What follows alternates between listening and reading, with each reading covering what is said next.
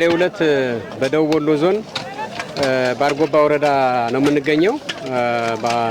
ይሄ አሁን ያለንበት ተፋሰስ የአርጎባ ወረዳ ውስጥ የሚገኝ ተፋሰስ ነው።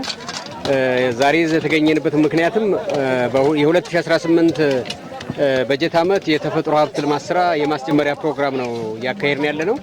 በክልሉ በአጠቃላይ ወደ 456,000 በላይ ሄክታር መሬት በተፈጥሮ ሀብት ልማት ስራ የሚሸፈን ይሆናል በዚህ ዓመት። ማለትም የስትራክቸር የሚሰራለት የተለያየ የተፈጥሮ በመሬት ላይ የሚሰሩ የተለያዩ የተፈጥሮ ሀብት እና የውሃ ሀብት መጠበቂያ ዘዴዎች የሚሰሩበት ነው በዚህ ዓመት ማለት ነው። ይሄ ስራ ባለፉት ከ2010 በጀት ዓመት ጀምሮ ለባለፉት 9 ዓመታት ስራው እየተከናወነ የሚገኘው ማለት ነው በአማራ ክልል።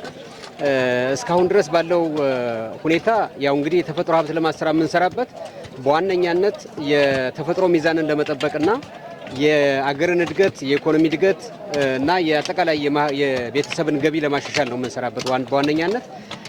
ይህን በማድረግ በኩል ባለፉት ጊዜያት በክልሉ ውስጥ በጣም በርካታ የሚሆን በመሬት ላይ በርካታ ስትራክቸሮች ተሰርተዋል።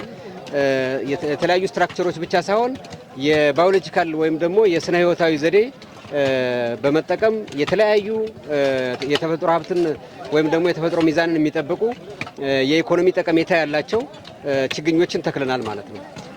በዚህ ሂደት በአጠቃላይ በተለይ በደቡብ ወሎ ዞን የሚታይ ለውጥ እየመጣ ነው ያለ ማለት ነው። በክልሉም ቢሆን በተመሳይ ማለት ነው። ከዚህ ውስጥ አንዱ በአጠቃላይ ቀደም ሲል በተከታታይ ሲከሰት የነበረው የድርቅ ሁኔታ የቀነሰበት ሁኔታ እንዳለ መመልከት እንችላለን። በሌላ መንገድ ደግሞ የአርሶ አደሩን ገቢም እንደዚሁ ጨምሮ እናያለን። ለምሳሌ ቀደም ሲል ያየነው እዚህ አካባቢ የማንጎ ምርት የሚታወቅ አይደለም፣ በአትክልትና ፍራፍሬ የሚታወቅ አይደለም።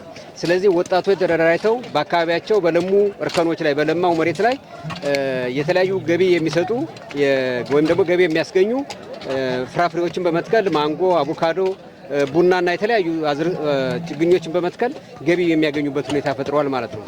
ይሄ ማለት እንዳያችሁት የእርጥበቱ ጨምሯል በዚህ አካባቢ።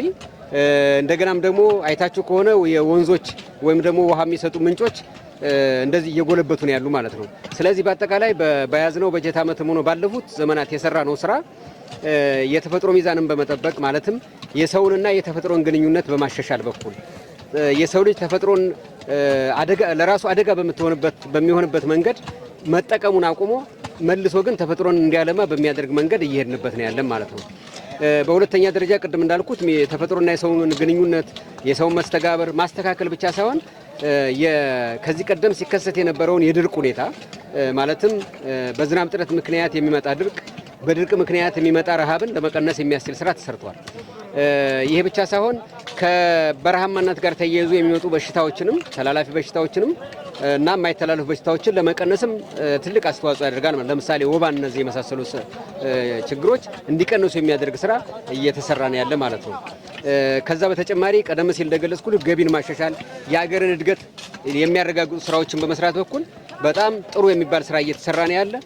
በዚህ ዓመትም ቀደም ሲል እንደገለጽኩት ከ456,000 ሄክታር በላይ በአማራ ክልል ወደ 4.5 ሚሊዮን ህዝብ በማንቀሳቀስ ስራዎችን የምንሰራበት የበጀት ዓመት ይሆናል ማለት ነው። ስለዚህ ይሄ ፕሮግራም በአጠቃላይ በአማራ ክልል በዛሬው ዕለት ለሚቀጥሉት 3 እና 4 ወራት በሁሉም በአካባቢው በቀበሌው እና ከዚህ ቀደም የተፈጥሮ ሀብት ልማት ስራ መሰራት አለባቸው ብሎ ባሰባቸውና በለያቸው አካባቢዎች የተፈጥሮ ሀብት ስራ ለመስራት የሚያስችለውን ስራ ከዛሬ ጀምሮ ለሚቀጥሉት 2 እና 3 ወራት ስራዎችን ለመጀመር የሚያስችል ፕሮግራም እያበሰርን ያለን ማለት ነው።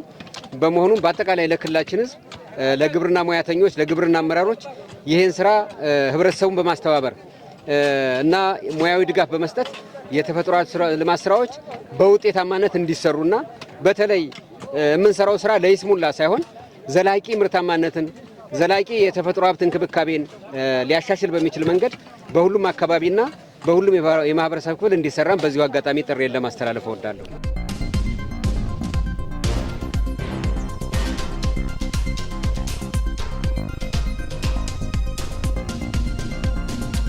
ዛሬ የምንገኘው በደቡብ ወሎ ዞን አርጎባ ልዩ ወረዳ ደለመኔ ተፋሰስ ላይ ነው። ይቺ የደለመኔ ተፋሰስ ሲሰራ ካሁን በፊት ይህ አካባቢ እጅግ በጣም የተራቆተ ለምነቱን ያጣ የተጋጋጠ ተራራ ነበረ። ግን ደግሞ ደለመኔ የተፋሰስ ህዝቦች በተለይ ደግሞ ለልማት ያላቸው ቁርጠኝነት፣ ትጋት፣ ታታሪነት እጅግ በጣም ከብረት የጠነከረ የተባበረ ክንድ ያላቸው ለልማት ያላቸው ቁርጠኝነት እጅግ በጣም የተሻለ መሆኑ አንዱ ማሳያ ነው።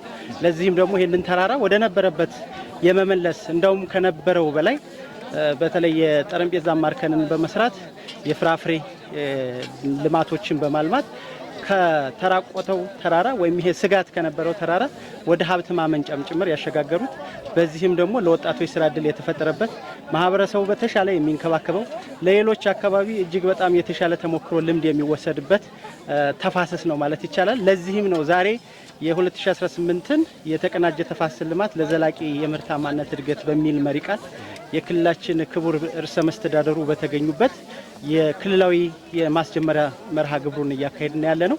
በዋናነት እዚህ ስናካሂድ ይሄ አካባቢ በጣም የተጎሳቆለ የተራቆተ ከመሆኑ ጋር ተያይዞ እስካሁን በሰራናቸው የአፈርና ውሃ ጥበቃ ስራዎች ምን ውጤት መጡ፣ ይሄንን ውጤት ለሌሎቹ የክልላችን አካባቢዎች ይሄን ተሞክሮ እንዲወስዱ የሁሉም ዞን አስተዳዳሪ፣ የፓርቲ ኃላፊዎች፣ የግብርና መምሪያ ኃላፊዎች እንዲሁም ደግሞ የቡድን መሪዎችም ጭምር ባለሙያዎችም ጭምር የተሳተፉበት ነውና ይሄ ለብዙ የክልላችን አካባቢዎች ትልቅ ትምህርት የሚሰጥ ከመሆኑ ጋር ተያይዞ ይሄ ልምድ ወደ ሁሉም አካባቢ እንዲያሰፉት ታሳቢ ተደርጎ ነው እዚህ እየጀመርን ያለ ነው። እንግዲህ የተፈጥሮ ሀብት ስራ ማህበረሰቡ እንደ ባህል አድርጎት ይዞት የመጣ ነው። ከአሁን በፊት በየአመቱ የጋራ ስራዎች ከጥር 1 ጀምሮ የሚካሄዱ ነበሩ።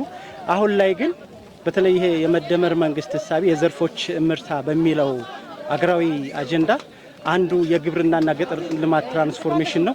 ይሄን ትራንስፎርሜሽን ለማረጋገጥ በመፍጠን መፍጠርና መዝለል የሚሉትን መሪ ሀሳቦች ጭምር በመያዝ የስራ ባህልን የማሻሻል አካባቢዎችን የበለጠ የማልማት አንዱ አጀንዳ ስለነበር ጥር ላይ ይጀመር የነበረው እንደ አካባቢ የስነ ምህዳር ቀጠና ወደ ታህሳስ ያስጀመርን ነው። ይሄ ደለመኔ የተፋሰስም ከታህሳስ 1 2018 ጀምሮ የነበሩ ስራዎችን የበለጠ አጠናክረው የደረጃ እርከን በማሳደግ የውሃ ማሰባሰብ ስራዎችን በመስራት ነው እያገኘን ያለ ነው እና ይሄ በዚህ አመት 4.56 ሚሊዮን የሚሰራ ጉልበት የሚሳተፍበት በ9206 የተለያዩ የተፋሰስ ቦታዎች ላይ ስራዎች የሚሰሩበት በዚህም ደግሞ የተለያዩ የስነ አካላዊ ስራዎች ከ456,000 ሄክታር በላይ ልዩ ልዩ ስትራክቸሮች የሚሰሩበት ከ7.6 ሚሊዮን በላይ ደግሞ የውሃ ማሰባሰብ አነስተኛ ስትራክቸሮች በተለይ ተራራ ላይ ስራዎች በሚሰሩ ላይ ውሃን የመያዝ አንዱ ዋና ግብ አድርገን የምንሰራው ነው።